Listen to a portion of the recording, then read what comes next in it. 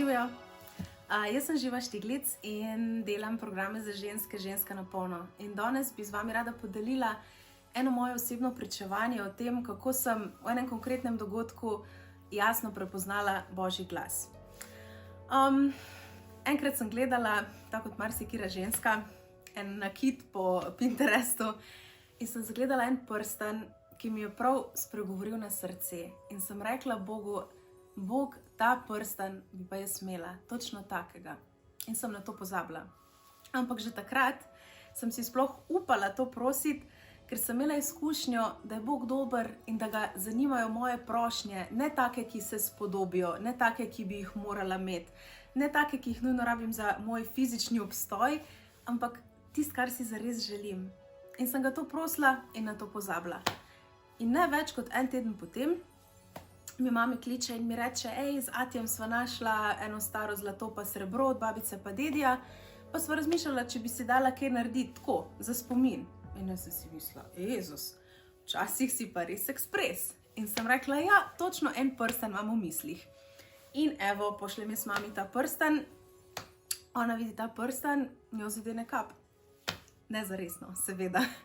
Ker rekla: ne, to pa sploh pač ni možno, mi da smo mislila kaj tako manjšega, ne. Ta prsten je ful preveč zahteven za narediti, pa takega kamna nimamo, pa daj poglej si mogoče takelega ali pa takelega ali pa takega. Morate vedeti, da jaz v večini primerov, včasih, sem bila tako: ok, bolje išta nego ništa, pa bi pač zbrala enega od tistih prstanov, ne, ker imam pač rada nakit. Ampak takrat sem imela pa vseb en tak mir pa gotovost, da pač točno vem, kaj hočem, da imam polno vsega in da pač ne rabim nekaj, kar mi ni zares všeč. In sem rekla: ne, hvala. In to se je nekaj časa nadaljevalo, mama mi je pošiljala neke predloge, jaz sem pa prav vedela, da ne, ampak to ni bila manipulacija, zdaj bom pa toliko dolg časa vztrajala, dokler ne bom popustila, ampak prav nekaj v meni je vedel, da ne rabim kar enega prstana, tudi če je lep, ampak da rabim tistega. Lahko pa tudi pač počakam na kako drugo priložnost, ko bom pač nekaj rabila. Potem sem se enkrat spomnila po noč, da imam že par let točno tak kamen iz enega potovanja iz Indonezije sem ga dobila. Točno tak, kakor je bil na sliki, noro, kak Bog včasih dela.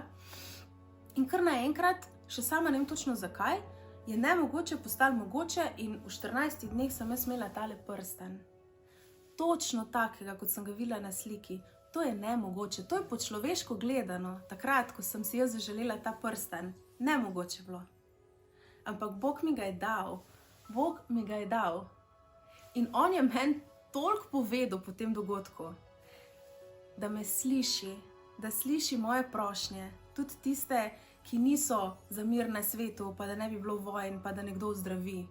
Da ga zanima, kaj si jaz res želim. In predvsem mi je povedal to, da mi je obljubil moža, ki ga je vredno počakati, ki bo res po mojem srcu, in da se ne rabim zadovoljiti z nekom, ki mi ni zares všeč, tudi če je super fant, ampak da naj počakam na to, kar me je vredno. Ampak na to pa lahko počakam samo, če sem dovolj sita, se pravi, da nisem sestradana, da se zadovoljim s čimerkoli, ker sem tako lačna.